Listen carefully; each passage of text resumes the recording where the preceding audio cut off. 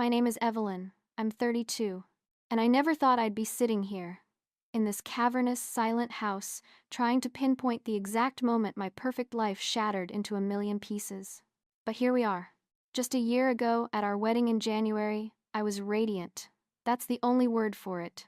The dress, a custom piece I'd spent a fortune on, clung to my body like a second skin. Everyone, absolutely everyone, commented on how happy I looked, how I glowed. Of course, there were whispers. I heard them. The little murmurs about the age thing. I'm 32, my husband Leo is 25. But honestly, who cares? Love is love. Or so I told myself. Leo looked devastatingly handsome in his tailored suit. When he said his vows, his voice thick with an earnestness that only youth can truly muster, I saw some of my friends dabbing at their eyes. Even Chloe, who views most relationships with the cynical eye of a hawk, seemed moved. The reception was my masterpiece. I'd curated every detail, from the flowers to the lighting. The venue looked like it was torn from the pages of a luxury magazine. Leo, my beautiful young husband, kept pulling me onto the dance floor. He was goofy, spinning me around until I was dizzy, making me laugh with that uninhibited joy of his. He's always been like that, playful, spontaneous. Sometimes, maybe a little too playful for a man his age. But I told myself that was part of his charm. During dinner, I was sitting with my girls, Chloe, Olivia, and Becca. They were my pillars, my confidantes for over a decade. So, Chloe began, swirling the wine in her glass, her lips curled into that familiar, knowing smirk. How does it feel, being married to someone who was in high school when you were already managing your own gallery? She's always been the direct one. Too direct, if you ask me. But that's just Chloe. It's not that weird, I laughed, a little too brightly. 7 years is hardly a scandal. I don't know, Ev, Olivia chimed in, always echoing Chloe's sentiment. It's a pretty big gap. You guys are just in completely different life stages. I could feel a prickle of defensiveness rise in my chest, but I pushed it down.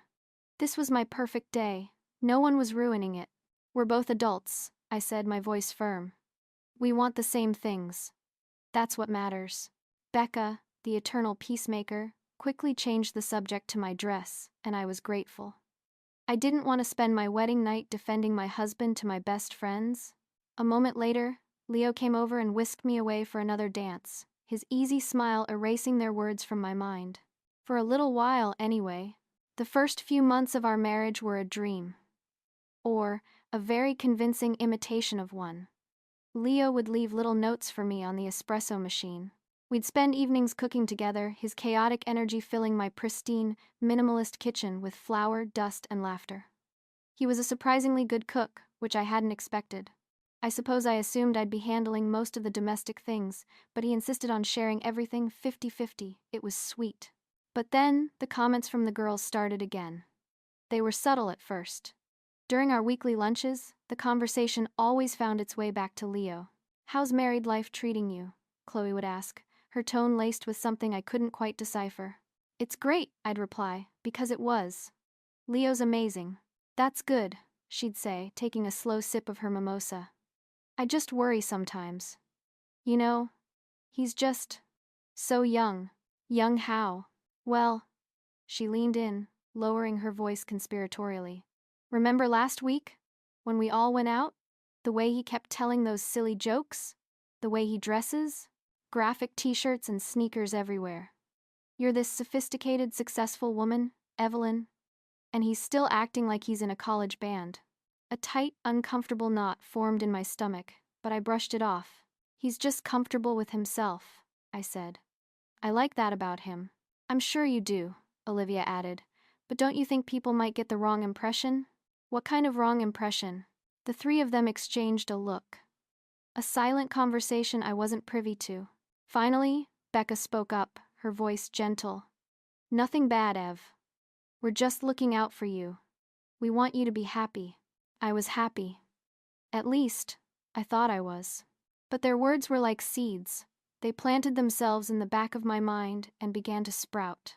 That evening, when I came home, I found myself really looking at Leo. He was sprawled on our expensive leather couch, controller in hand, eyes glued to the massive television as he played some video game. He was wearing faded jeans and a t-shirt with a band logo I'd never heard of. For a split second, I saw exactly what they meant. But then he looked up, and that big, genuine grin spread across his face, and I felt a pang of guilt. "Hey! How were the girls?" he asked, pausing his game. "Fine," I said, my voice flatter than I intended. "Same as always." "Cool. I was thinking we could order that Szechuan food tonight. I'm too lazy to cook." And there it was again. A grown man, too lazy to cook, just ordering takeout. It was exactly the kind of thing they were talking about. I didn't say anything. Of course, I just agreed. But I couldn't get their voices out of my head. The whispers grew louder. They started questioning not just Leo's maturity, but his motives. One night, out for drinks, Chloe brought up the inheritance I'd received after my first husband's tragic accident years ago. It was a significant sum, enough to allow me to open my gallery and live very comfortably. "You know, I've been thinking," she said, her eyes sharp over the rim of her martini glass. "It's interesting how Leo came into your life right after all that settled." I nearly choked on my drink. "What is that supposed to mean?" "Nothing bad," she said, holding up her hands in mock surrender. "I'm just saying, the timing is convenient.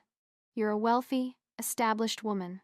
And suddenly, this young, handsome guy is very interested in marrying you very quickly." "Leo has his own money," I snapped, feeling my cheeks flush with heat. "He's a music producer. He does well." "I'm not implying anything," Chloe said smoothly. "I'm just saying it's a thought. These young guys, they see an older woman who's financially stable. That's ridiculous. He loved me before he knew anything about my finances." "Did he, though?" Olivia murmured. "I mean, you drive a Porsche. You live in that gorgeous penthouse. You're always wearing designer clothes. It's not exactly a secret that you're well off." Their words were poison. A slow-acting venom that I didn't want to acknowledge, but it was already seeping into my bloodstream. Was it true? He had moved in quickly. He certainly enjoyed the lifestyle my money afforded us, the lavish vacations, the expensive dinners, but that didn't mean he was using me, right? The real problem started when they began saying these things in front of him. We were all at dinner one night. Leo was telling a story about a new artist he was working with, his hands gesturing wildly, his voice full of passion and excitement. He was being his usual animated self. When he finished, Chloe smiled sweetly. A smile that never reached her eyes. "You have so much energy, Leo," she said. "It's like having dinner with my kid brother." The table fell silent. Leo's smile faltered, just for a second. He looked at me, a question in his eyes. He was waiting for me to say something, to defend him. But what was I supposed to say? "Don't be rude to my husband, Chloe?" It would cause a scene. It would be dramatic. So I just offered him a weak smile and changed the subject. On the drive home, the silence in the car was heavy. "Your friends don't like me very much, do they?" he finally asked, his voice quiet. "What? That's not true. They like you just fine." Chloe called me a child. She said you were energetic? That's not the same thing. "Come on, Evelyn," he said, and the way he said my name sent a chill down my spine. You know what she meant. I did, but admitting it felt like a betrayal of my friends. "You're being too sensitive," I said, a defensive edge to my voice. "Chloe just has a dry sense of humor." It didn't feel like humor. I was getting frustrated. I felt trapped. "Look, they're my friends. They've been my friends for years. They're just protective of me, okay? They'll warm up." He didn't look convinced, but he dropped it. Things didn't get better. They got worse. The comments became a regular feature of our social gatherings. At a barbecue, Chloe asked him if he'd ever dated someone his own age. At a gallery opening, Olivia joked about how lucky he was to have me to guide him. Each time, he would look to me. Each time, I would pretend not to notice, hoping the moment would just pass. I told myself it was better to keep the peace. He was a grown man, I reasoned. He could handle it, but I was beginning to see that my inaction wasn't keeping the peace, it was just choosing a side. And I wasn't choosing his. My life started to feel divided. There was the life with Leo, the one inside our apartment, which was becoming increasingly strained. And then there was my other life. A life he wasn't a part of. This other life included Julian.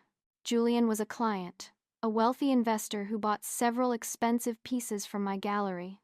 He was in his late 40s, sophisticated, with silvering temples and a quiet confidence that I found intoxicating. We started with business lunches. He'd talk about art, about finance, about world travel. He spoke my language. He saw me not just as a woman, but as a peer. "You have a brilliant mind for this business, Evelyn," he told me once, over lunch at a restaurant I could never take Leo to. "You deserve a partner who can stand with you on that level." The implication was clear. Our lunches turned into late afternoon drinks. The conversations became more personal. I found myself complaining about Leo, about his immaturity, his friends, his video games. "He's a good man," I would say, a pathetic attempt at loyalty. "He just doesn't understand my world." "Of course he doesn't," Julian would say, his hand covering mine on the table. "He's from a different world entirely. You need an equal, my dear, not a project." Being with Julian felt easy. It felt right. He was everything my friends had been whispering I deserved. He was everything Leo wasn't, so I fell. It wasn't a dramatic, passionate fall. It was a slow, deliberate slide into betrayal. It started with a lingering touch, a shared glance, then a kiss in the back of a taxi, and finally, a hotel room. I told myself it wasn't really cheating. It was a necessity, a form of self-preservation. I told myself I was just getting the intellectual and emotional stimulation that my marriage lacked. I was a liar. And I was getting very, very good at it. Back home, my patience for Leo wore thin. Everything he did grated on my nerves. His laughter felt too loud, his music felt like noise, his touch felt cloying. He knew something was wrong.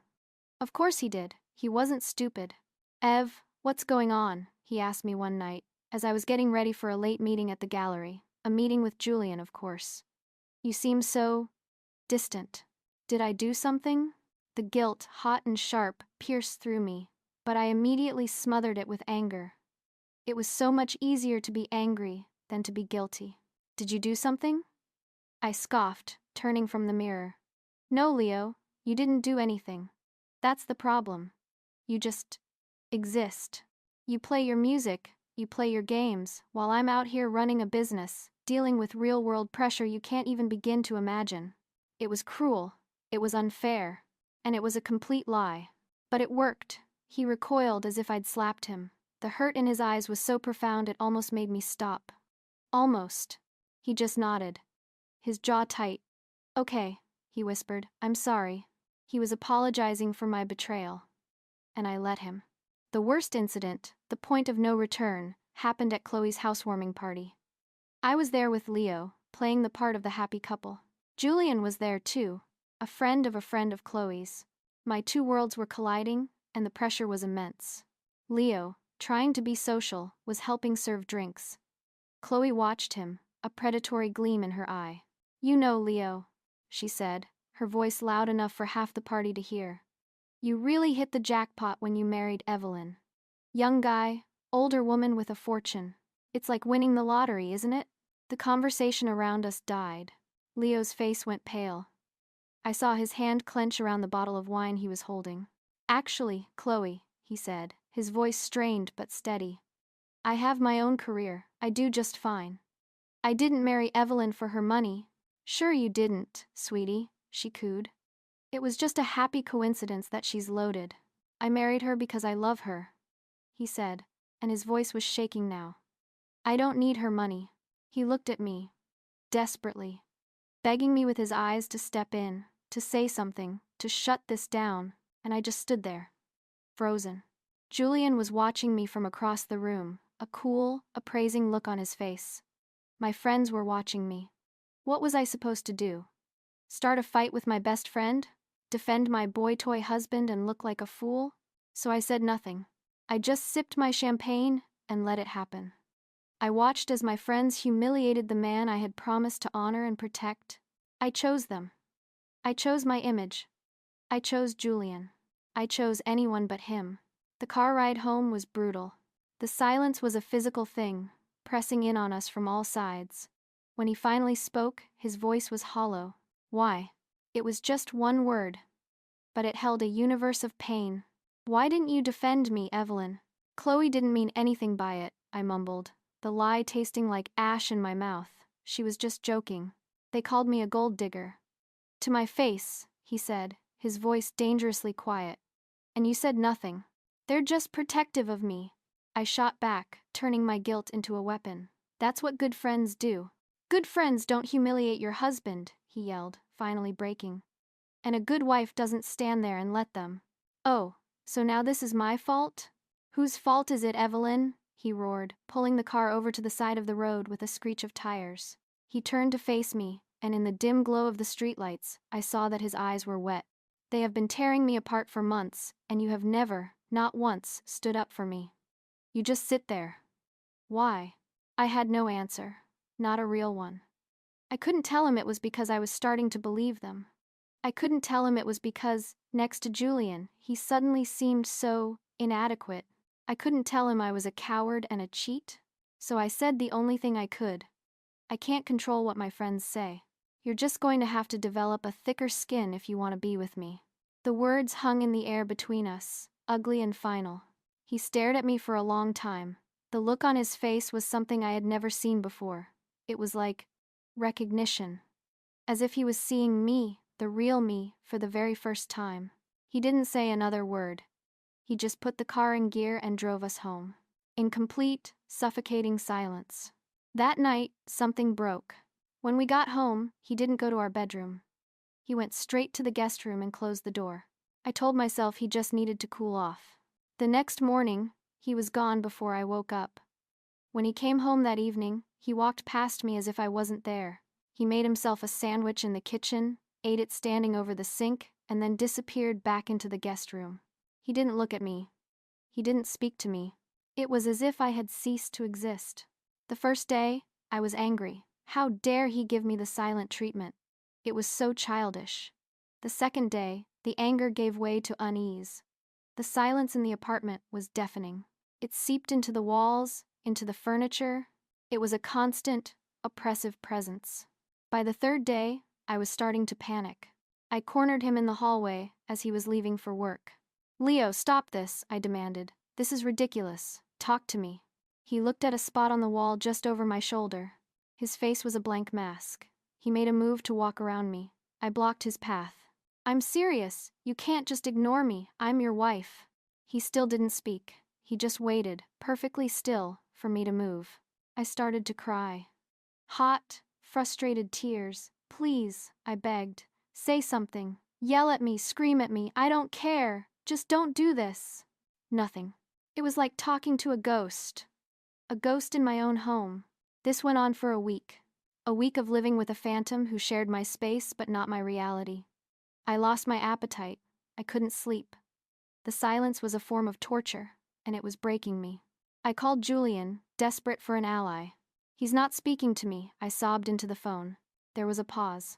"Well, Evelyn," he said, his voice suddenly cool and distant. "It sounds like you have a domestic issue on your hands. Perhaps it's best if I stay out of it. But, you said—" "I said you deserved an equal," he interrupted. "I didn't say I wanted to be caught in the middle of your marital collapse. This is your mess to handle." He hung up. I tried to talk to the girls. Chloe was smug. "I told you he was immature." Olivia just nodded in agreement. Only Becca showed a flicker of sympathy, but offered no solutions. I was utterly, completely alone. Alone with the silence. And in that silence, with no one left to blame, no one left to listen to my excuses, I finally had to listen to myself. I replayed every scene in my head, every snide comment from my friends, every pleading look from Leo, every moment I had chosen silence, chosen betrayal, chosen cowardice. I saw it all with horrifying clarity. He wasn't a project. He wasn't a child. He was a good man who had loved me unconditionally. And I had taken that love and systematically, cruelly destroyed it. The silence wasn't a punishment. It was a consequence. On the 14th day, the silence was broken. I was sitting at the kitchen island, staring into a cup of coffee I hadn't touched when he walked in. He didn't go to the guest room. He came right up to the island and placed a manila envelope on the marble countertop. He slid it towards me. My hands were trembling as I opened it. Inside were divorce papers. He had already signed his name at the bottom. I looked up at him, my vision blurred with tears. No, I whispered. No, Leo, please, we can fix this. I know I messed up. I was wrong. So wrong. I'll cut them off. Chloe, Olivia, all of them. I'll choose you. I promise. He looked at me then. Really looked at me, for the first time in 2 weeks. His eyes were empty of anger, empty of pain, they were just empty. The fact that you still see it as a choice, he said, his voice raspy from disuse, tells me everything I need to know. What do you mean? It shouldn't be a choice, Evelyn, he said, and his voice was devastatingly calm. Defending the person you love shouldn't be a calculation. It should be an instinct. But you don't have that instinct. Your only instinct is to protect yourself. That's not true. I love you. I believe you love the idea of me, he replied, a flicker of something unreadable in his eyes. But you don't respect me. And the silence of the last 2 weeks? It wasn't for you. It wasn't a punishment. He took a deep breath. It was for me. It was a funeral. I needed the quiet to mourn the man I used to be. The naive, optimistic man who was stupid enough to believe he was loved by you. He's gone now, Evelyn. You killed him. And honestly, I can't stand to be in the same room as his killer. He turned and walked towards the door. He had a single suitcase in his hand. Please don't leave me, I sobbed, sliding off the stool, my legs too weak to hold me. I'll do anything. He paused at the door, but he didn't turn around. It's too late, he said. I don't want a wife who won't have my back. And then he was gone. The door clicked shut, and a new kind of silence filled the apartment. Not the tense, angry silence of his presence, but the vast, empty silence of his absence. A permanent silence. Now I sit here, in my perfect house, surrounded by my perfect things, and I have nothing. My friends are distant, my lover is gone, my husband is gone. He was right. I didn't want a partner. I wanted an accessory. And when the world told me he didn't match my outfit, I was ready to throw him away. I thought love was enough. But love without respect, without loyalty, it's not love at all. It's just selfishness, dressed up in pretty words. And I am about to lose the best thing that ever happened to me. No, not about to. I already have. It's done, and it is entirely my own fault. I had every chance to choose him. And I chose wrong. Every single time.